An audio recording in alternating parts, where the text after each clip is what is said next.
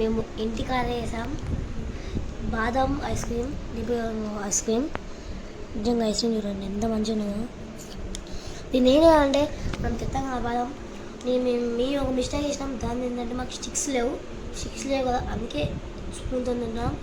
First spoon ఇట్లా అదే sticks ఇట్లా పెట్టి డీప్ ఫ్రిడ్జ్లో పెట్టాలి. పెట్టినాక అసలు ఉంటాయి. పొద్దున్న పెడితే ఈవినింగ్ పొద్దున్న పెడితే ఈవినింగ్ అవుతుంది గైస్. ఈ పొద్దున్న 10 అయినా మేము ఈవినింగ్ అయింది. మేము స్టిక్స్ పెట్టి చూపించాను. ఇది ఇంటికాడ న్యాచురల్ ఐస్ క్రీమ్. ఇలా మీకు కావాలంటే ఇప్పుడు లైక్ చేయండి, కామెంట్ చేయండి. ఇదే tips, ice cream tips. By by.